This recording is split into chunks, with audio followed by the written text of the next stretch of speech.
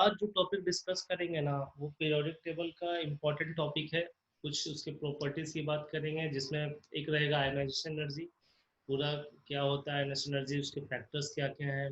दूसरा हम डिस्कस करेंगे इलेक्ट्रॉन गेन एंथैल्पी। ये दोनों ऐसा टॉपिक है जो पूरे पीरियोडिक टेबल नहीं पूरे इनऑर्गेनिक केमिस्ट्री में हम यूज करने वाले हैं। ठीक है, तो सबसे पहले स्टार्ट करते, इसके पहले तक का टॉपिक हमारा जो था ना वो एटॉमिक रेडियस था, जो आपने देखा बहुत सारे क्वेश्चन बनाए। तो अब हम स्टार्ट करते हैं आयोनाइजेशन एनर्जी। देखो आयोनाइजेशन एनर्जी क्या होता है। Ionisation energy is defined as the amount of energy required to remove the loosely bounded electron from an isolated atom. मतलब क्या कि आयोनाइजेशन एनर्जी मतलब हुआ कि एनर्जी रिक्वायर्ड, वो एनर्जी रिक्वायर्ड जो किसी भी गैसियस गैसियस आइसोलेटेड एटम, ऐसा एटम जिसके ऊपर चार्ज ना हो गैस के फेज में, उससे आपको एक इलेक्ट्रॉन निकालना है। तो जो एनर्जी लगेगी ना उसको बोलेंगे आयोनाइजेशन एनर्जी। अब ये एनर्जी को बोला कि रिक्वायर्ड मतलब आपको एंडोथर्मिक प्रोसेस है। एंडोथर्मिक मतलब just like energy required, energy लगेगा, आपको एनर्जी देना पड़ेगा। अब देखो उसी का मैंने एग्जांपल दिया है कि कोई भी एम एक एलिमेंट है जिससे एक इलेक्ट्रॉन निकाले उसको बोलेंगे आयोनाइजेशन एनर्जी 1। अब m प्लस से एक और इलेक्ट्रॉन निकाले इसको बोलेंगे आयोनाइजेशन एनर्जी 2। m प्लस 2 से एक और इलेक्ट्रॉन निकाले तो आयोनाइजेशन एनर्जी 3। तो जैसे जैसे इलेक्ट्रॉन निकालते चल जाएंगे ना वो I1 I2 I3 में कन्वर्ट हो जाएगा। और सबसे इंपॉर्टेंट बात, हमेशा IE3 ज्यादा होगा IE2 से, IE2 ज्यादा होगा I1 से, ऑलवेज होगा ऑलवेज। क्योंकि जैसे जैसे इलेक्ट्रॉन निकल रहा है ना तो आपका प्रोटॉन की संख्या, number of proton as it is होगा, इलेक्ट्रॉन कम हो रहा है तो इलेक्ट्रॉन प्रोटॉन के बीच में इफेक्टिव न्यूक्लियर चार्ज बढ़ जाएगा, तो ज्यादा एनर्जी खर्च होगा इलेक्ट्रॉन को निकालने के लिए। ठीक है, आयनाइजेशन एनर्जी को ही बोलते हैं आयनाइजेशन इंथैल्पी, आयनाइजेशन पोटेंशियल। बस ये यूनिट का गेम है कि आप इलेक्ट्रॉन वोल्ट में ले रहे हो कि किलो जूल में ले रहे हो या किलो कैलोरी में ले रहे हो। अब क्या फैक्टर से वो देखेंगे जो आयनाइजेशन एनर्जी डिपेंड करता है। पहला size of atom. Down the group जैसे जाएंगे ना बेटा हमारा साइज ऑफ एटम बढ़ेगा, क्योंकि सेल का साइज बढ़ रहा है। साइज ऑफ एटम जिससे जिससे बढ़ता चला जाएगा तो इलेक्ट्रॉन को वहां से निकालना, इलेक्ट्रॉन को निकालना उतना इजीली हो जाएगा, क्योंकि साइज जैसे बढ़ेगा इलेक्ट्रॉन की न्यूक्लियस से दूरी बढ़ जाएगी और इलेक्ट्रॉन इजीली प्लग हो जाएगा वहां से। ठीक है, तो down the group top to bottom ionisation energy decrease होगी। न्यूक्लियर चार्ज पे कैसे डिपेंड करता है, जब हम लेफ्ट टू राइट जाते हैं तो मैंने आपको बताया था कि साइज छोटा होता चला जाएगा।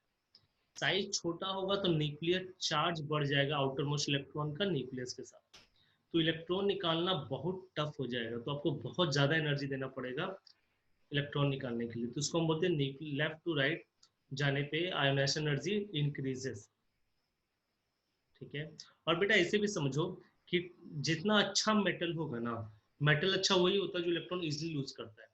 तो डाउन द ग्रुप हम आपको बताए थे पीरियोडिक टेबल में, down the group metallic character बढ़ेगा, left to right non metallic character बढ़ेगा। तो नॉन मेटल मतलब इलेक्ट्रॉन लेना तो लेफ्ट टू राइट जाएंगे, इलेक्ट्रॉन देने का तो कोई बात ही नहीं होता, वो इलेक्ट्रॉन लेगा। तो देना होगा तो बहुत ज्यादा एनर्जी देना पड़ेगा, तो लेफ्ट टू राइट एनर्जी ज्यादा देना पड़ेगा।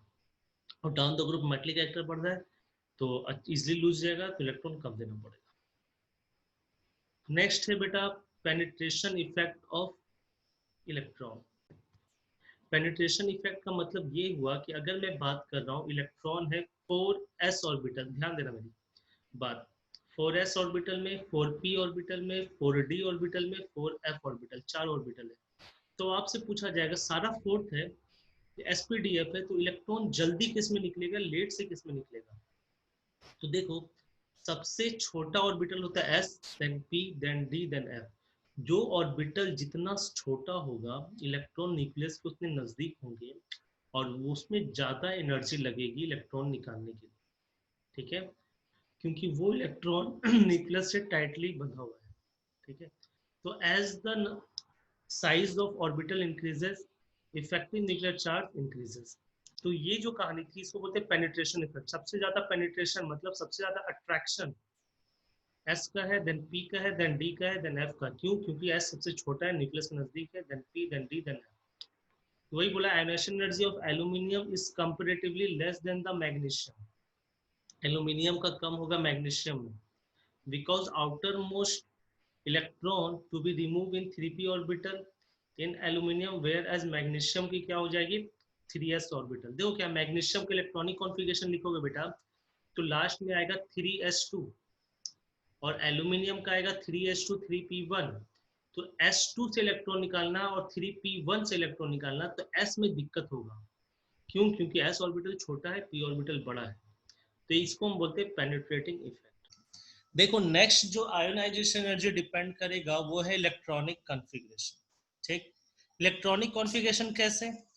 जब किसी एटम की आयोनाइजेशन एनर्जी की बात करेंगे ना तो आपको मैं एक तरीका सिखा रहा हूँ और आज के बाद यही आप भी अपनाना, यही मैं भी करता हूँ। अगर मुझे क्वेश्चन आएगा तो मैं भी इसे ही सॉल्व करूंगा।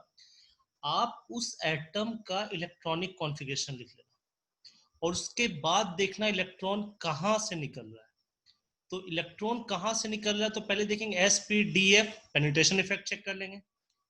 दूसरा क्या तरीका है मैं आपको वह बता रहा हूँ, आपको फुल फील्ड और हाफ फील्ड ऑर्बिटल देखना।